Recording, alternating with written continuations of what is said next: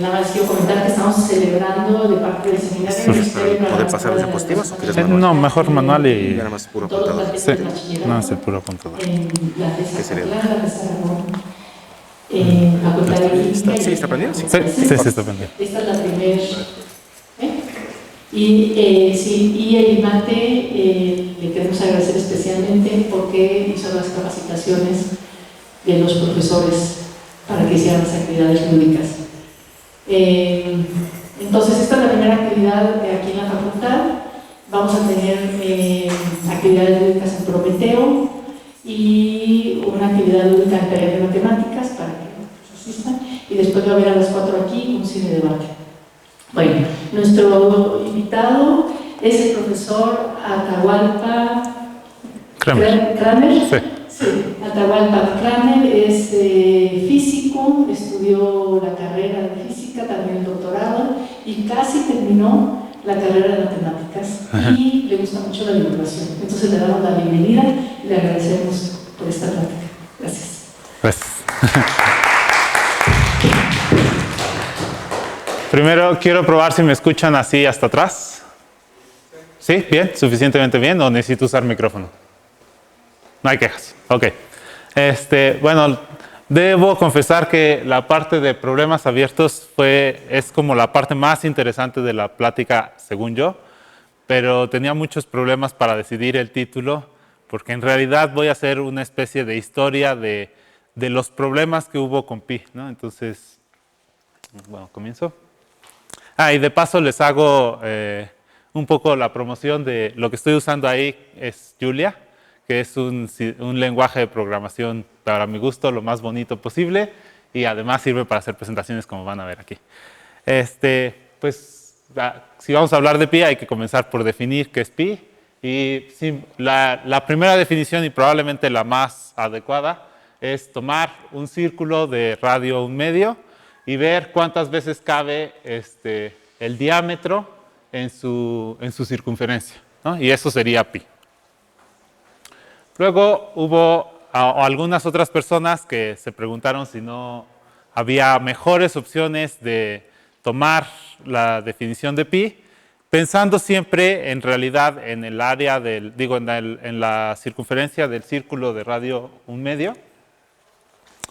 Y por ahí a un matemático del 1700 y tantos se le ocurrió que podría ser una buena definición, en vez de tomar directamente la circunferencia y tratar de medir como experimentalmente el valor de Pi, tomar una integral, y eso pues de alguna forma, así como se han cambiado también las mediciones de cuánto es un metro o cuánto es un kilogramo, dependiendo de cómo va avanzando el conocimiento sobre las propiedades de algo. En el caso de las matemáticas, fue avanzando el conocimiento sobre las propiedades de Pi y pensaron, bueno, podemos probar algunas otras definiciones. Y una de ellas es tomar el área del círculo de radio 1. Entonces, pues aquí en su versión cartesiana, despejo la y e integro eso desde -1 hasta 1. Y tendría, esta parte de aquí sería la parte superior del círculo, entonces lo tengo que multiplicar por 2 porque quiero tener el área del círculo completo, y eso me da Pi, ¿no?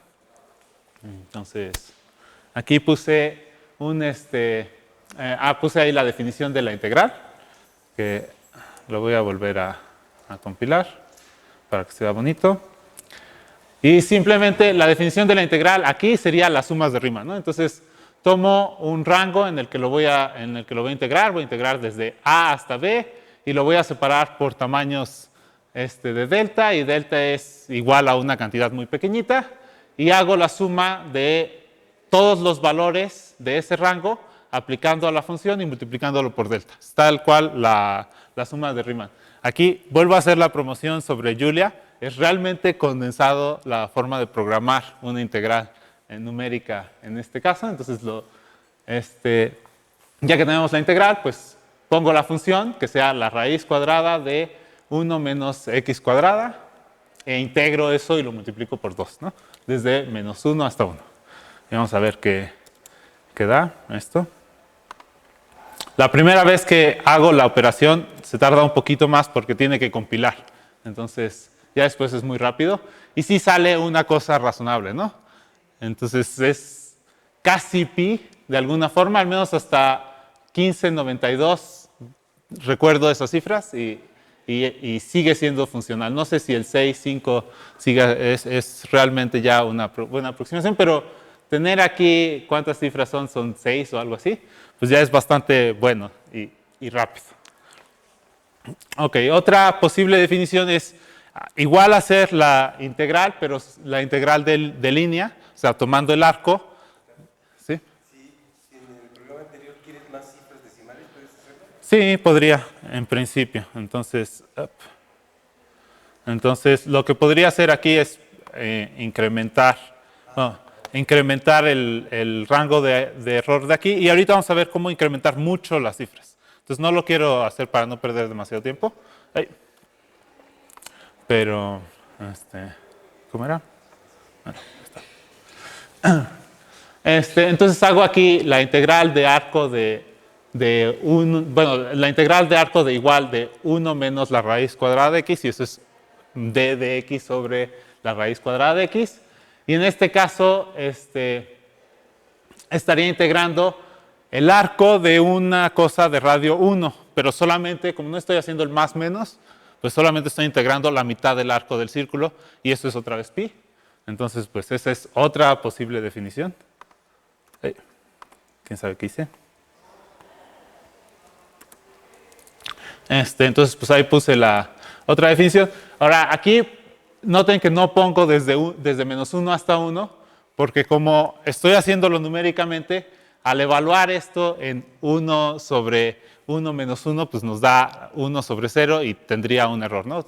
Me saldría por ahí un infinito y no quiero eso, entonces me acerco tanto como quiera a ese valor. Pues vamos a probarlo. Y de hecho sale mucho peor, ¿no? Entonces, a pesar de que esta fue la buena definición que dieron durante unos buenos años, entre 1760 y 1800 y tantos,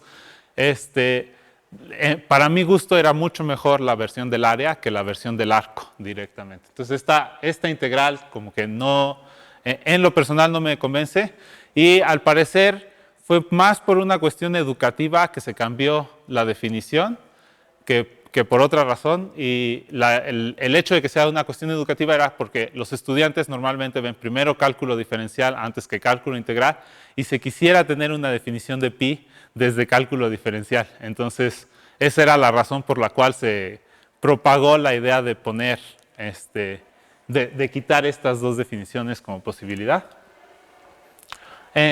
Computacionalmente se suele usar las funciones trigonométricas, entonces ya que entendemos un poquito las funciones trigonométricas, podemos usar las inversas para definir pi. Entonces, por ejemplo, probablemente ya lo conocen, 4 veces el arco tangente de 1 es pi. Normalmente así definen pi en muchos casos, y de hecho así sacan las series. Entonces, pues si yo hago 4 arco tangente de 1, ahí sí me da hasta, o sea, ahora ya sé que el 6, 5 sí eran parte de los decimales de pi, pero también lo podría hacer, ¿quién sabe qué hice aquí? También lo podría hacer para seno y para coseno, ¿no? Son definiciones de alguna forma equivalentes. Ok, no quiero perder mucho más tiempo en esto, porque quiero pasar a esta que es mucho más bonita, que viene de un descubrimiento que hizo Euler sobre la suma de números primos, pero más bien sobre el producto de números primos, y de ahí uno puede inferir que la probabilidad de que si nosotros tomamos dos números cualesquiera al azar y vemos si son primos relativos, está relacionada con pi de esta manera, ¿no? Entonces, si esta es su probabilidad, la raíz cuadrada de 6 sobre esa probabilidad nos da pi. Entonces yo puedo hacer un código que me calcule la probabilidad. Entonces por ahí puse los números desde 1 hasta 100,000. Entonces me genera números aleatorios entre 1 hasta 100,000, dos números aleatorios, saco su máximo común divisor, y si ese máximo común divisor es igual a 1, pues significa que son primos relativos. le sumo un valor y la probabilidad aproximada sería esa cantidad dividido entre el número de intentos que hice, ¿no? Entonces, aquí mi función de probabilidad me calcula, lo que estoy haciendo es tomar n pares de números y checar si son primos relativos o no, y con eso calculo la probabilidad por la interpretación frecuentista de la probabilidad, ¿no? Entonces, déjenme. Entonces, ahora vamos a checar qué tan buena es esa definición. Entonces, aquí puse poner no sé cuántos, 1 millón de pares de primos para checar si me da eso una buena aproximación de pi. Y pues, como es de esperarse, sí nos da una buena. No es tan buena como la primera integral, pero digo, con solo 1 millón de iteraciones, que es relativo, vieron que tardó ni un segundo en resolverse y me produce ya 3.14. Y además la siguiente cifra es 2, que es relativamente cercana, ¿no? Entonces, sí es una buena aproximación. Ok, ya que tenemos una serie de posibles definiciones de pi, quiero ver lo que se fue haciendo históricamente. Entonces, puse la imagen aquí de Arquímedes porque fue el primero que hizo un avance sustancial al cálculo de pi, ¿no? Pues, ¿cómo se calculaba? A ver si, ahí está. ¿Cómo se calculaba pi en las antiguas civilizaciones? Pues todas lo hacían directamente y no hubo avances sustanciales en ninguna de las civilizaciones hasta Arquímedes, o sea, hasta el año 400 o algo así, que es Arquímedes, no hubo ningún avance. Desde 4.000 años o 3.000 años antes de Cristo, que apareció por primera vez el número pi como algo que fuera relevante, hasta el año 400, o sea, pasaron unos cuantos miles de años hasta que alguien hizo algo diferente de esto, de enrollar con un estambre o con un hilo una circunferencia y medir directamente cuánto valía pi. Entonces, la mayoría de los intentos por medir pi les daban 3, entonces casi todas las culturas asociaban pi con 3. Unos cuantos lo asociaron con la fracción 22 séptimos y de ahí en fuera no hubo una mejora real. Entonces, ¿qué fue lo que hizo Arquímedes? Arquímedes lo que se le ocurrió es revisar el perímetro no de una circunferencia, sino de polígonos que estuvieran encerrados por un círculo o que encerraran a un círculo. Entonces, trató de aproximar de las dos formas. Si uno toma los polígonos y mide la circunferencia de esos, uno esperaría, o al menos de hecho se puede ver que al menos el de adentro es fácil mostrar que es menor que la circunferencia total y se va acercando al valor de la circunferencia, ¿sí? Entonces, ¿por qué lo podemos ver? Pues porque entre dos puntos la distancia más corta es una recta. Entonces, si yo tengo dos puntos que son interiores a un círculo, la distancia más corta va a ser esa recta, y si tengo un hexágono ahí adentro, pues entre los 6 puntos de los vértices del hexágono, las distancias más cortas van a ser las que forman el perímetro del hexágono. Entonces, eso es seguro más corto que la circunferencia del círculo, ¿no? Entonces, y entre más lados ponga, yo debería de acercarme más al número a la circunferencia total. Entonces, lo que hizo Arquímedes concretamente fue medir hasta polígonos de 96 lados. Noten que 96 es un número muy particular. Lo que él sabía medir era el perímetro de un hexágono.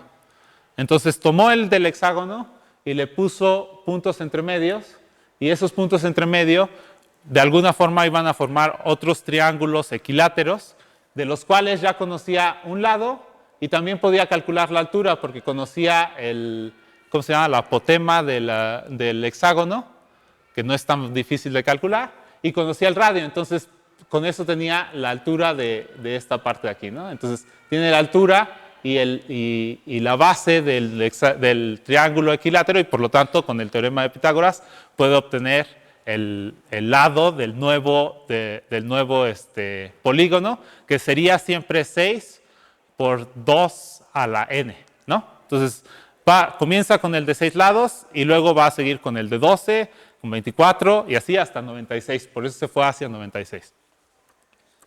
Ahora, con eso, él logró demostrar que pi tenía que estar entre el valor que siempre decían que era el valor de pi, esto haciendo una aproximación por la parte de afuera, y esta parte de aquí es la aproximación por la parte de adentro. Entonces voy a hacer, sí, quería ver cuánto eran las aproximaciones a las que llegó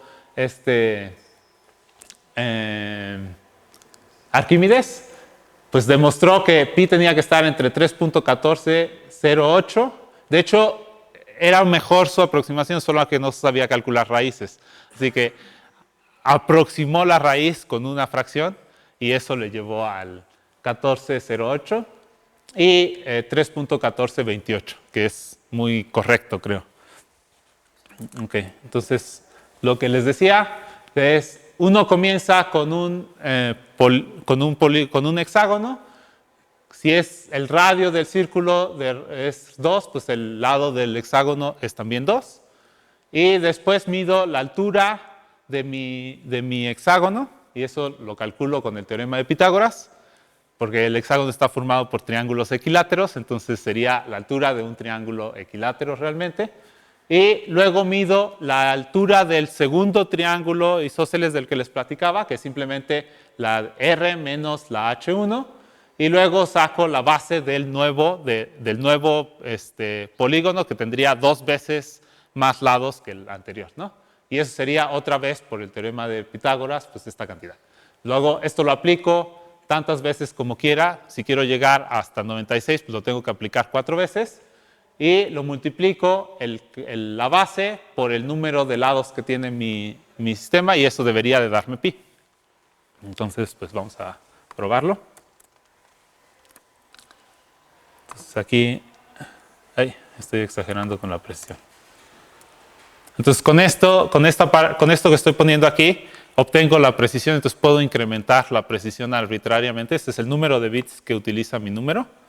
Y lo hago primero para 4, que es lo que hizo realmente Arquímedes. Y me sale que de hecho, era mejor la aproximación, como les decía. Él tenía 3.1408 porque lo aproximó una raíz cuadrada por ahí con fracciones.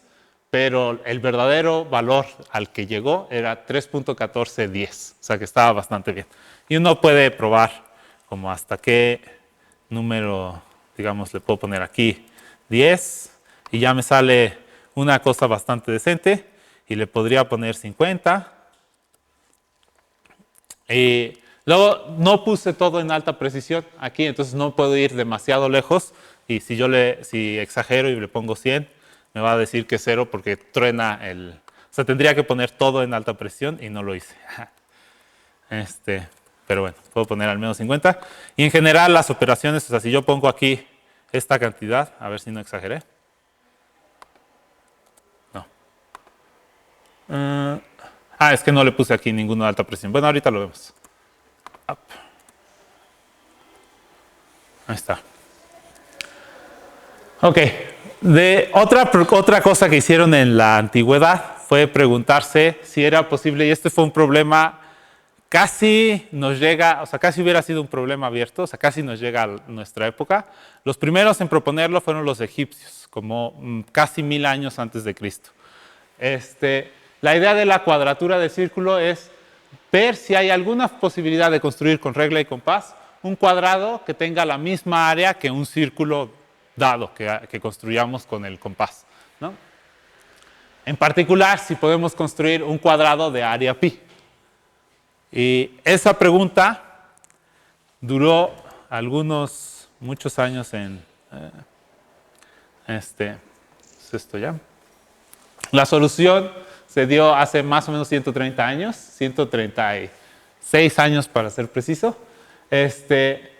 Y la terminó de dar un alemán que se llama Ferdinand von Lindenbank, que les presumo estaba en la universidad, él es de la Universidad Friedrich Alexander de Erlangen, que fue la última donde estuve trabajando. Y aquí puse que dio la solución completa. En realidad, él solamente completó, lo que debía de haber puesto es completó la solución del problema. Porque en la parte de cómo construir las cosas y qué cosas estaban prohibidas, lo hizo ya Galois desde unos 100 años antes o 150 años antes. No sé si saben mejor las fechas de cuándo es Galois. Tampoco. Pero bueno, es por ahí según yo es de 1700 y tantos. Era cerca de la Revolución Francesa, porque lo mataron en un duelo poco antes de que iniciara la Revolución. Entonces, debe de ser 1700 y cacho. O sea, al menos 100 años antes de Ferdinand, que no es el toro, no sé si vieron la película, pero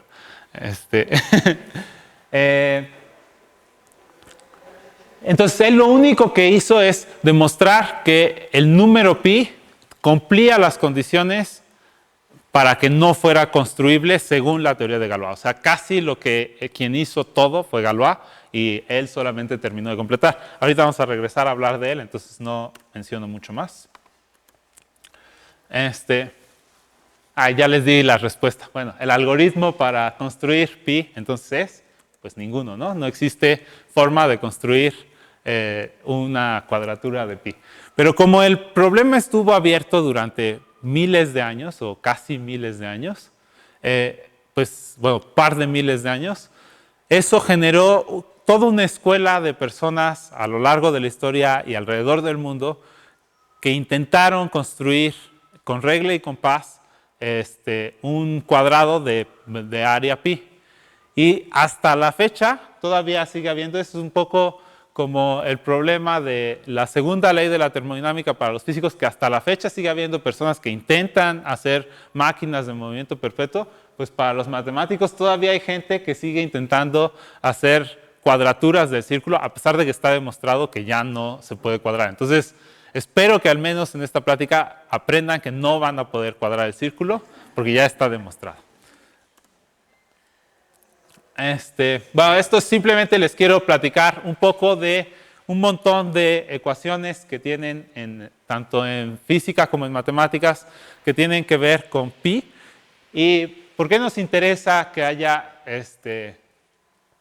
algunas ecuaciones que las ecuaciones tengan pi o no? Porque, por lo que representa pi. O sea, geométricamente representa que hay por ahí un círculo. Y dinámicamente representa que va a haber una cosa que sea periódica, ¿no? Entonces, normalmente cuando aparece pi en una ecuación es porque hay un círculo, una esfera o algo así involucrado en el análisis. Entonces, si uno se lo encuentra de casualidad, tiene que pensar dónde está detrás escondido una esfera, un círculo o algo del estilo geométricamente. Entonces, y normalmente se terminan entendiendo mucho mejor si uno lo piensa geométricamente los problemas matemáticos, o desde mi punto de vista. Y también desde el punto de vista dinámico, pues pi normalmente está involucrado con funciones que son periódicas, ¿no? Entonces, si uno se pregunta por qué la transformada de Fourier tiene por ahí pi en la transformada, pues es porque lo que está tratando de hacer es encontrar la periodicidad de un sistema. ¿Y por qué aparece pi en el periodo del péndulo? Pues porque es un periodo. Entonces, de alguna forma, ahí va a estar involucrado. Cada vez que encontremos pi, podemos pensar que hay un intento por buscar periodos dentro de un sistema, a pesar de que no tenga periodos, ¿no? A pesar de que sea periódico el sistema. Ok, entonces, pues ya habíamos visto algunas de las definiciones. Menciono, en geometría, pues es muy obvio, ¿no? Sacar todo lo que tenga que ver con círculos, esferas, hiperesferas, o sea, si le sacan el área, el volumen, la superficie, todas esas pues van a tener incluido pi, obviamente, y cualquier cosa que incluya, o sea, si uno mete una elipse, pues pueden encontrar pi por ahí, porque va a medirnos qué tan parecido es o no a un círculo, ¿no? Entonces ese quizás no es tan interesante porque es muy directo el análisis. Ahora, en probabilidad, ya les había mencionado que dos números primos van a ser relativos, van a tener una probabilidad de ser relativos como 6 sobre pi cuadrada. Entonces, uno tendría que pensar dónde está ahí atrás el concepto del círculo. Y voy a tratar de llegar a ello, porque está un poco escondido, pero Pero bueno. Otro lugar donde está, donde aparece el número pi, si uno pone agujas las lanza, es el problema de Buffon, que por cierto no le creyeron al parecer a Buffon cuando propuso el problema, entonces fue un poco decepcionante para él. Si uno tiene un piso rayado con líneas paralelas, y conoce la distancia entre estas líneas paralelas, y conoce el tamaño, entonces esta distancia le voy a llamar t, y conocen el tamaño de los palillos que lanzan, y cuentan el número, cuál es la probabilidad de que uno de estos palillos cruce una línea. La probabilidad va a ser 2 veces el tamaño del palillo dividido entre la separación entre las líneas paralelas multiplicado por pi. Y eso pues nos da, lo que uno puede calcular experimentalmente es la probabilidad y pues los demás datos los tenemos excepto pi. Entonces despejando podemos obtener pi también a partir de eso, que es lo que proponía Buffon.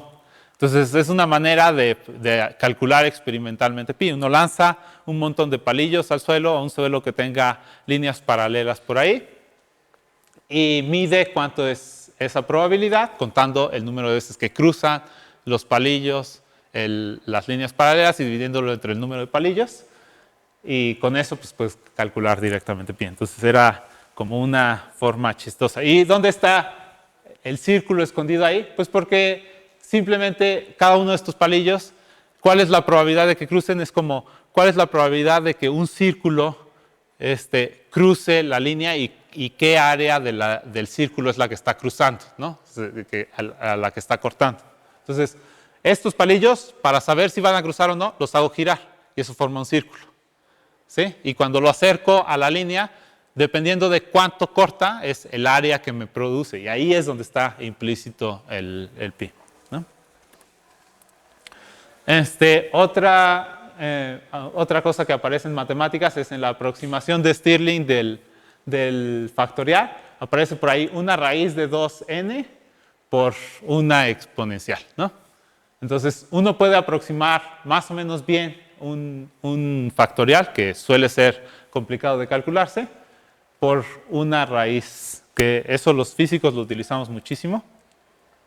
Entonces aquí pongo un ejemplo, entonces pongo aquí el factorial de algún número, por ejemplo de 3000, y lo voy a dividir entre pues, tal cual este número, que lo puse por ahí, para ver qué tan bien. Y aquí ya puse la precisión de los números gigante. Y vemos que pues sí tiene hasta 1, 2, 3, 4, 5 órdenes de magnitud. O sea, está realmente muy cerca la aproximación. Y es para solo 3000. Si uno se sigue hacia 10 a la 23, como solemos usar los físicos, pues la aproximación debe de ser de 10 a la 23, más bien, de 23 cifras al menos, ¿no?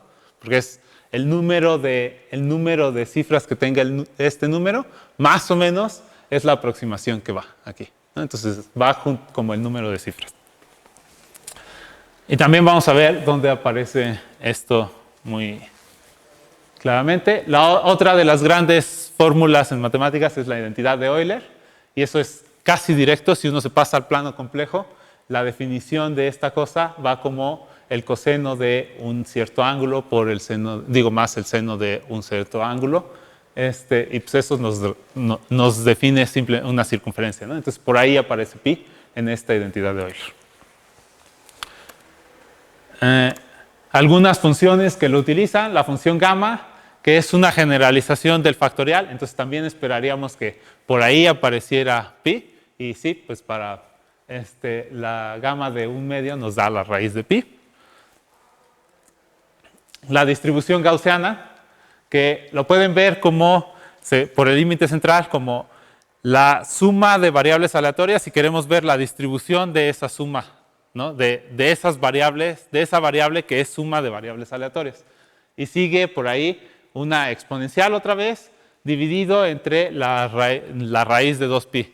De hecho, se parece bastante a la fórmula de Stirling, y la razón por la que se parece bastante es porque uno puede demostrar este teorema utilizando la aproximación de Stirling. Entonces, Están íntimamente relacionadas estas dos de aquí. En física, la constante cosmológica tiene por ahí metido el pi. También tiene que ver con cómo se ha ido expandiendo el universo, que uno pensaría que fuera una esfera.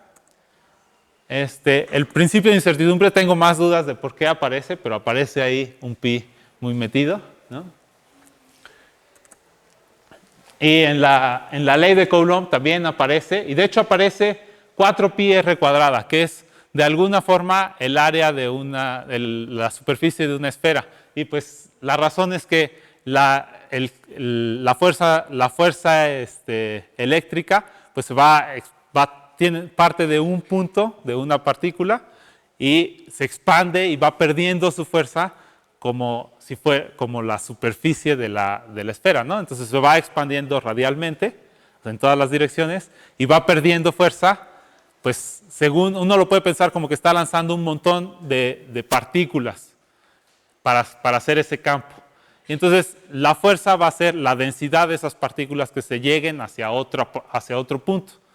Y esa densidad va a depender de la superficie de la esfera, ¿sí? Entonces, eso va a pasar también si uno toma, por ejemplo, la luz, y ahí va a aparecer la intensidad luminosa como función de la distancia, y también va a ir como una cosa que vaya 4pi r cuadrada, ¿no? 1 sobre 4pi r cuadrada. Ok. Me paso un poco hacia métodos para calcularlo.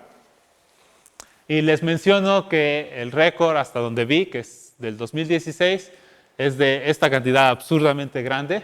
22.459.718.361, es hasta difícil decirlo.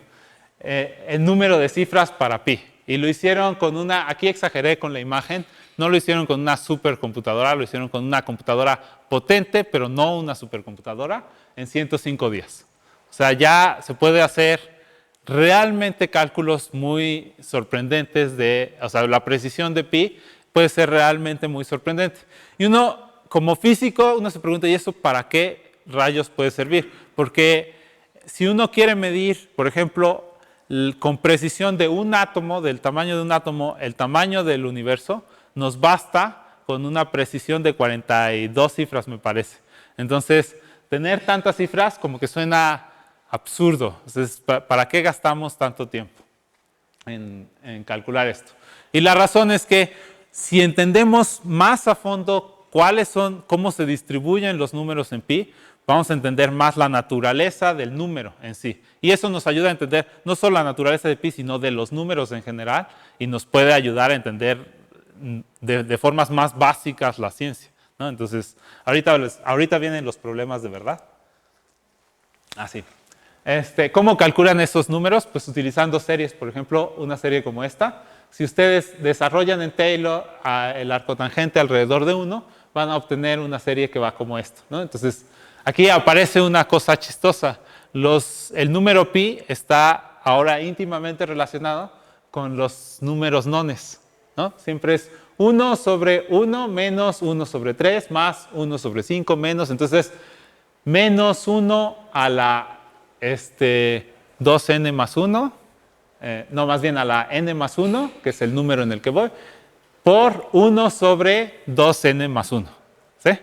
Entonces, esa serie me produce esta cantidad, que es 4pi. Digo, pi sobre 4.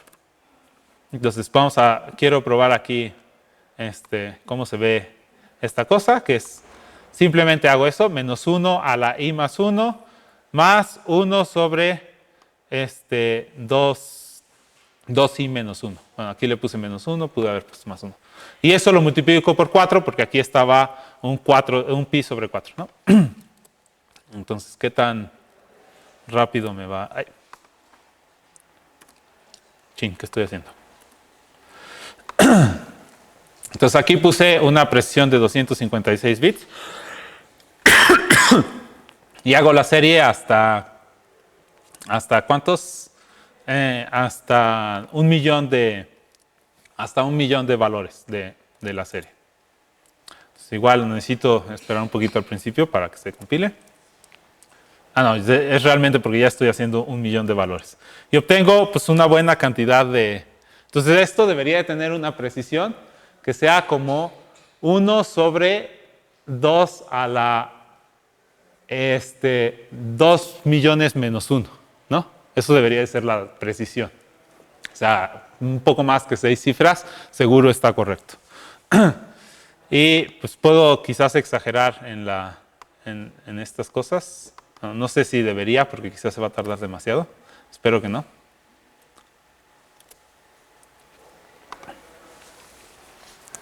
Lo voy a dejar ahí corriendo y mientras paso a lo siguiente y luego me regreso. A ver si no exageré. Sí, creo que sí exageré. Otra de las series que se puede utilizar es un desarrollo en fracciones continuas. Y por ahí encontraron uno de esos ejemplos, es como pi es igual a 4 sobre 1 más, y aquí empieza la parte que se repite todo el tiempo, es 1 al cuadrado sobre 2 más 3 al cuadrado sobre 2 más 5 al cuadrado sobre 2 más 7 al cuadrado, etcétera, etcétera. Y esta serie converge un poco más rápido que la anterior. Déjenme ver si ya terminó. Sí, ahí está. Entonces esto ya tuvo al menos de una precisión de casi 8 cifras, ¿no? Porque sería 1 sobre 2 a la 7 millones menos 1. Entonces, al menos hasta acá casi llega. Y aquí era un 6, si mal no recuerdo. Entonces está muy cercano. Ok. Entonces ahora pruebo esta versión. Y no voy a exagerar con esto para no perder demasiado tiempo. Este es mucho más rápido, realmente. Entonces, digo, aquí en cuestión de un poco menos de un segundo, obtuve la misma precisión que con la serie anterior, ¿no? Ok, ahora sí paso a lo de verdad interesante. El primer resultado fuerte sobre pi, para mi gusto, es la irracionalidad de pi. Y eso lo demostró Lambert primero que nadie en 1761, y lo que hizo fue encontrar las series de fracciones continuas de la tangente de x, demostró que era esta cantidad. Y esta cantidad va a ser siempre un irracional porque no es periódico, ¿no? Y de hecho no es finita. Entonces, si no es finita, esto va a ser irracional siempre y cuando las x sean racionales. Entonces, si la x es, si esta cantidad fuera un número racional y no un número irracional, entonces las x tendrían que ser a su vez un número irracional. Entonces, si todo es irracional, nos implica que las x también, si todo es racional, nos implica que las x tienen que ser irracionales, ¿sí? Pero tenemos que la tangente de pi cuartos nos da 1. Entonces, pi cuartos tendría que ser irracional y por lo tanto pi tiene que ser irracional, ¿sí? Entonces, esta es como la demostración rápida de Lambert. Luego, un poco de cizaña histórica. Unos años después, 3 años después me parece, Legendre demostró que pi era irracional y no citó a Lambert. Entonces, de alguna forma se dio el crédito y como era un poco más famoso Legendre que Lambert, entonces se mantuvo durante un buen rato como que él era el primero, y sí lo hizo en el 64, entonces se mantuvo como que él fue el primero en demostrar la irracionalidad de pi, pero ya después se dieron cuenta que el primero, y de hecho para mi gusto con una demostración más bonita, fue Lambert. Aunque él, digamos, tiene su mérito porque mencionó que además de que fuera irracional, podría ser, y dio algunos argumentos de por qué debería de ser no solo irracional, sino trascendental. Ahora, ¿qué tan irracional es pi? No sé si hayan escuchado eso de la medida de la irracionalidad de los números. Cuando uno quiere aproximar por un número racional a un número irracional, pues consigue una pareja de primos relativos, de tal manera que este menos este entre este sea un valor pequeño, ¿no? Eso es básicamente lo que uno hace. O sea, esta cantidad es el error en nuestra aproximación. Y lo que nos fijamos es en el número de abajo, qué tan grande tiene que ser para que nuestro error sea de cierta cantidad, ¿sí? Bueno, pues hay un teorema de un matemático en teoría de números que se llama Hurwitz, que dice que ese error siempre puede ser, o sea, podemos encontrar siempre una pareja de números cuyo error vaya como 1 sobre la raíz de 5 por q cuadrada.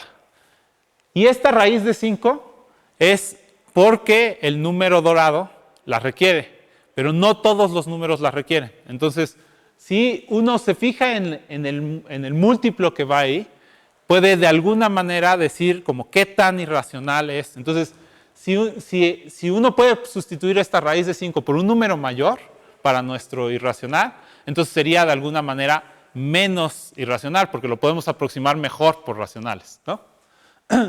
Pero no solo eso, también puede pasar que en realidad el exponente cuadrado no sea el mayor de los exponentes, sino que uno pueda tener exponentes mayores al cuadrático.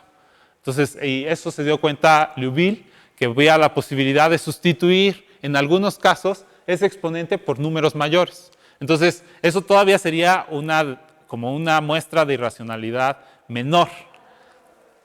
Entonces, hay como dos posibilidades. Si es cuadrático, entonces nos fijamos en qué constante multiplica. Y si no es cuadrático, nos fijamos en el exponente. Entonces, eso nos mediría la irracionalidad. Entonces, hay por ahí un teoremita que demostraron que si el número irracional que estamos trabajando es algebraico, o sea, es solución de un polinomio, entonces el exponente, el mejor exponente que podemos poner es 2. Entonces, todos los números algebraicos son bastante irracionales, podemos decir. Pero no hay el equivalente sobre los números trascendentales.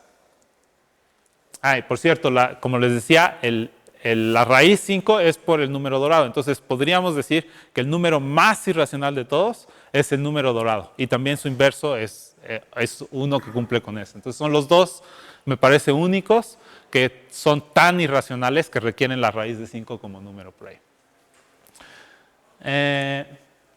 Bueno, Liouville lo que se dio cuenta es que, de hecho, existen algunos números que dependiendo de qué tan grande es Q, pueden poner el exponente más grande. Por ejemplo, si uno sigue esta cadena, donde toma primero punto 1, 1, luego pone un 0, luego 1, luego pone 2 factorial, luego 1, luego 3 factorial, 1, 4 factorial de ceros, 1 y 5 factorial y así sucesivamente, esos números se pueden aproximar casi con un exponente, o sea, cuando Q tiende a infinito, el exponente también tiende a infinito. O sea, se pueden aproximar casi perfecto por un racional. Entonces, esos son, digamos, los números menos irracionales de todo. Lo curioso es que si uno toma un número racional y excluye ese mismo número como aproximación del racional, el exponente que mejor los aproxima es 1. Entonces, de alguna manera, los racionales son menos racionales que los irracionales, que lo cual es chistoso, ¿no? Excepto porque se aproximan consigo mismos, pero... Ok, entonces vamos a pasar a la trascendentalidad. Ya les había dicho, Ferdinand von Lindemann demostró en el 1882, que pi era trascendental y de hecho eso fue lo que llevó a que no se pudiera construir, ¿no? Entonces, lo único que necesitaba demostrar para ver si se podía cuadrar o no el círculo era que pi era trascendental. No pongo la demostración aquí porque se me hizo suficientemente complicada como para no quererla poner. Entonces, pues ya que sabemos que pi es irracional, nos podemos preguntar, es trascendental, sabemos que podría tener un exponente mayor a 2, o podría ser 2 también, pero podría ser mayor. Entonces, la primera pregunta es, ¿qué exponente aproxima mejor a pi? Y con eso, ver si es muy irracional o no es tan irracional, ¿no? Y hasta ahora, en el 2008 fue la última prueba que me encontré. Busqué suficiente durante las últimas 2 semanas. Es que la mejor aproximación que se tiene es que el exponente de la Q tiene que ser menor que 7.6 y cacho. Esa es la mejor aproximación que se tiene, que es todavía muy mala con respecto a lo que uno ve numéricamente. Numéricamente parece que 2 es una buena aproximación. Entonces, por ahí hay mucho que hacer, ¿no? Entonces, el primer problema que podría ponerles es... Perdón. El primer problema que podría poner es ¿qué tan irracional es pi? O sea, ¿cuál es el verdadero exponente? Y sabemos que es menor que esto, pero ¿qué tanto menor?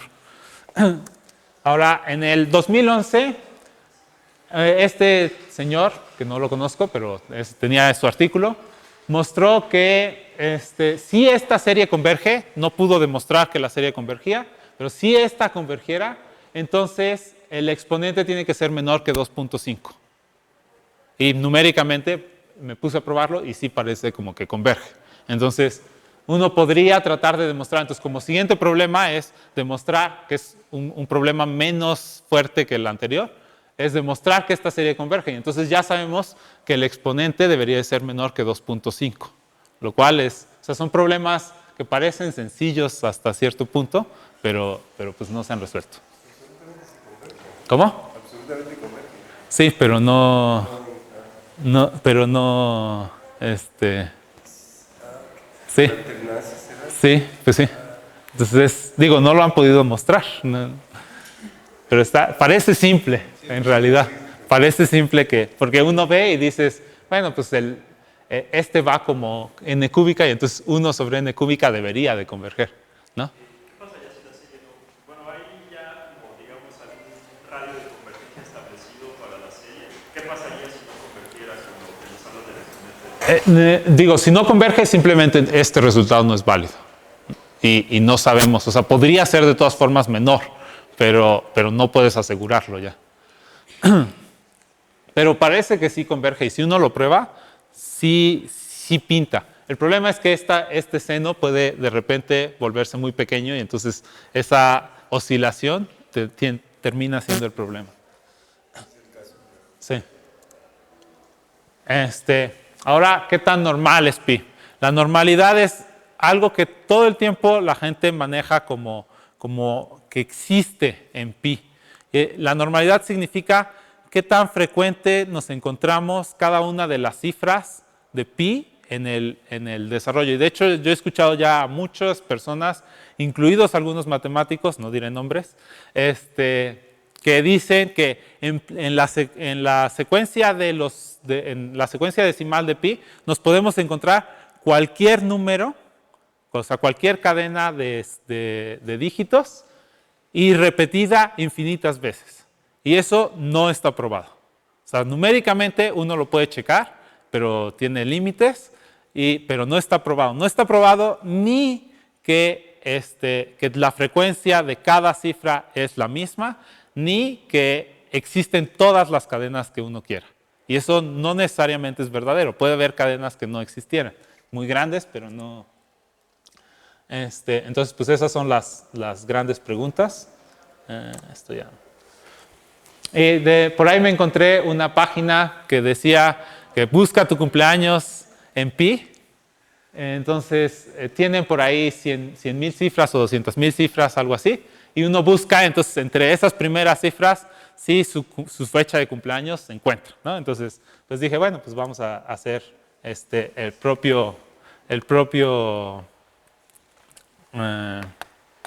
mi propio programa. Entonces, sí, mi propio buscador. Aquí Julia tiene una bonita ventaja y es que define como irracional, lo que significa que uno puede tener tantas cifras como quiera, o sea, como la computadora aguante de pi.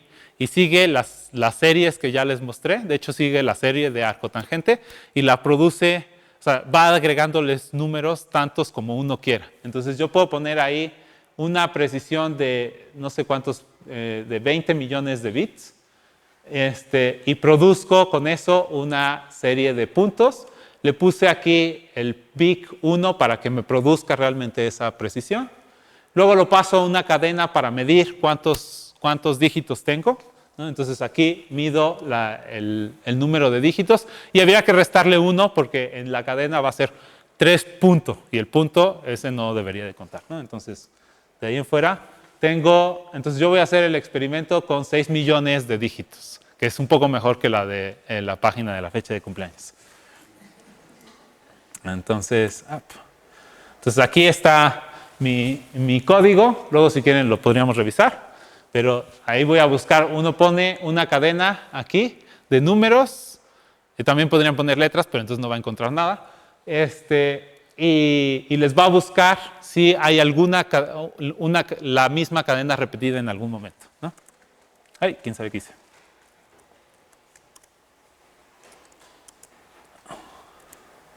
Ok, entonces pensé poner, por ejemplo, que busquen esos primeros 6 millones y tantos de cifras si se encuentra la fecha de hoy, ¿no? O sea, 14 de marzo del 2018. Y si quieren les busco un par de... son poquitos, así que les puedo buscar su... tarda un poquito porque está compilando primero. Entonces no está la fecha de hoy en esos primeros 6 millones de cifras. Entonces es una cadena relativamente pequeña y son 6 millones de cifras y de todas formas no lo encontramos. Entonces uno podría empezar a sospechar de quizás no están todos los números en realidad. O sea, no hay chequeos tan exhaustivos de si están todos esos 22 billones de cifras que se tienen. Por supuesto que no checan allá adentro estas cosas porque se tardaría mucho checar. Entonces, en realidad no sabemos si hay todas las cadenas y con una muy pequeña ya falló, ¿no? Entonces alguien, a ver. No, nada más es que es un comentario porque con motivo del Día de Pi, en las prepas también estamos organizando eventos en cada plantel de la prepa y de la sociedad de la UNAM. Y una de las, y les pusimos justamente a los estudiantes de la prepa como concurso, que encuentren su cumpleaños. Sí. Las 6 cifras del... lo pusieron en su versión cortita, ¿no? Exactamente, el día, sí. El día y el año compacto. Y el año en 90 y tantos. Entonces, que buscaran ahí su fecha de cumpleaños. El comentario, digo, aprovechando que... Sí. Si ahorita ustedes podrían buscar el suyo. Sí. ¿Pruebas con una de 6? Sí, podemos probar, ¿no? Entonces, digamos que quito aquí el 20 de... Entonces ahí sí lo encuentro. Está bonito. Y podría ponerle ahí que me diga dónde, pero ya me dio flojera poner dónde está en las cifras de pi. No, Bueno, pi está sí. en pi antes. ¿Cómo? Pi está en pi, sí. Pi del 2018. Pero lo que es más o menos interesante es que no tenemos certeza de que realmente existan. No sé si alguien quiere checar por curiosidad su cumpleaños.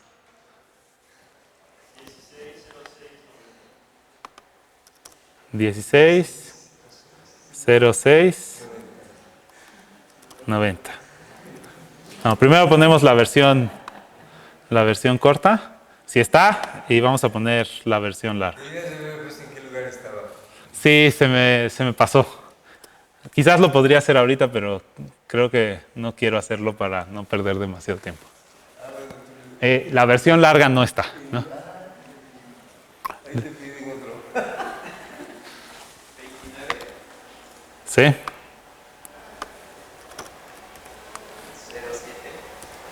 98.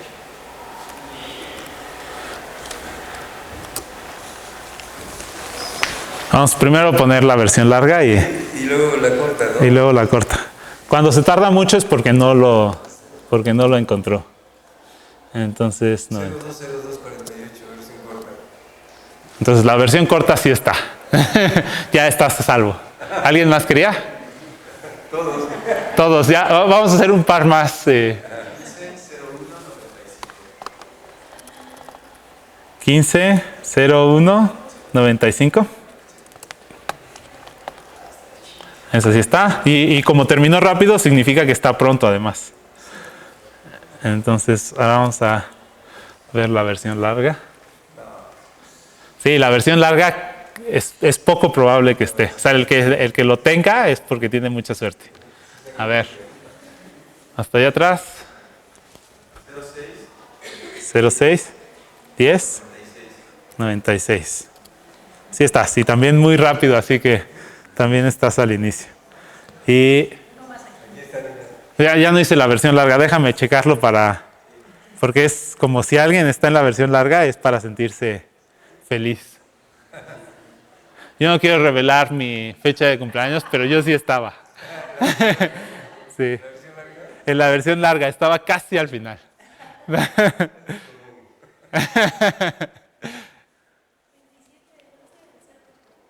27 del 15. 27, 11. Sí, claro, 27, 15 no puede ser. 11 del qué? ¿De qué año?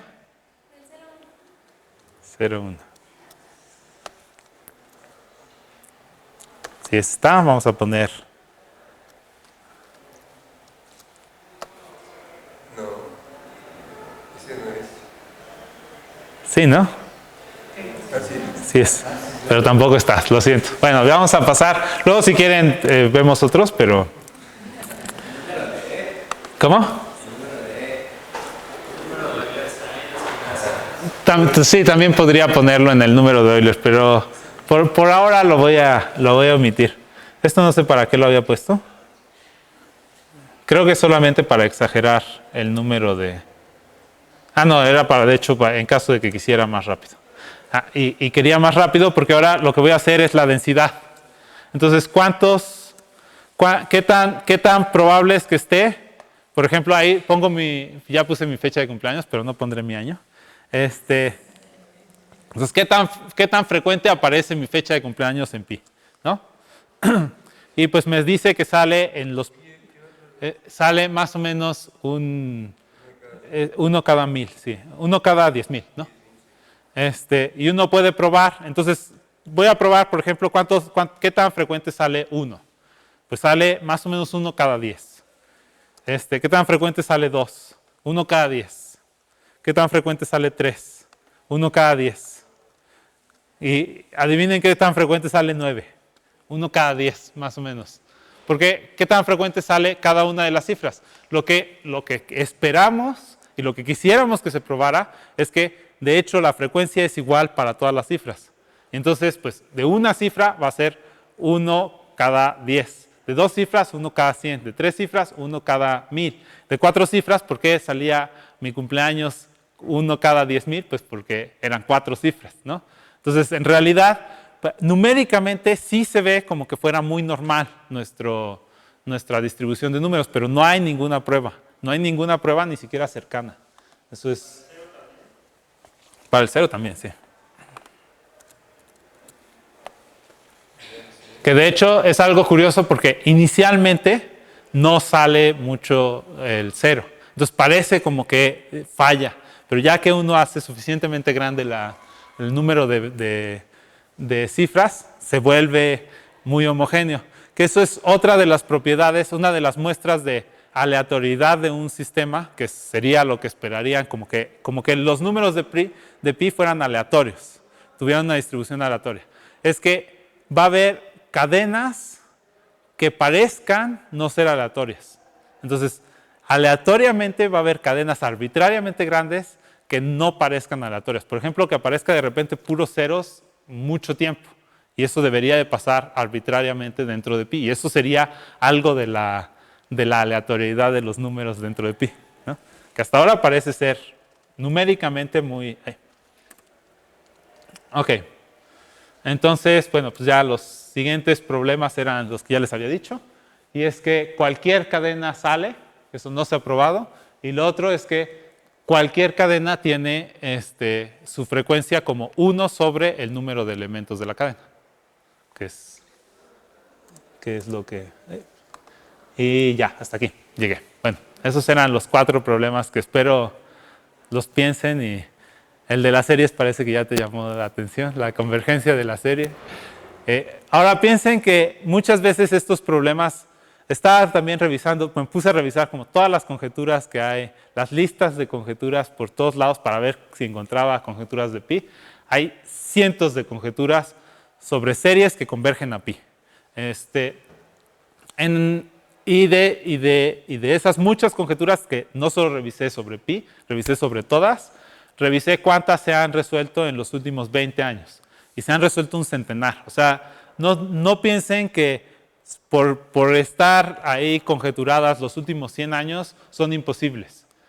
Es que no ha habido primero no hay tantos matemáticos en el mundo que le entren a intentar resolverlas, y por lo tanto, si hay tantas conjeturas, pues cada matemático se podrá dedicar a una, y si tiene mala suerte no lo logra. Pero eso no significa que sean súper difíciles o imposibles de resolverse. Son accesibles algunas de ellas. Entonces, espero motivarlos a que le piensen y pasen algunas noches intentando hacer algo al respecto.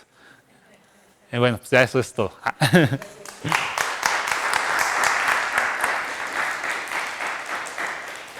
No sé si tengan dudas o comentarios o... ¿No? Bueno. Yo nada más un comentario, aprovechando. ¿Por qué tan conspicuo el pi? Pues tú diste que porque el círculo, etc. Sí. Y realmente yo creo que también tiene que ver con esto de que todo movimiento continuo, pues, el teorema de Fourier. Sí, que es superposición de... exacto, sí, o sea, de alguna forma... Eso ya, donde quiera que haya algo continuo, pues, va a aparecer un pi por ahí.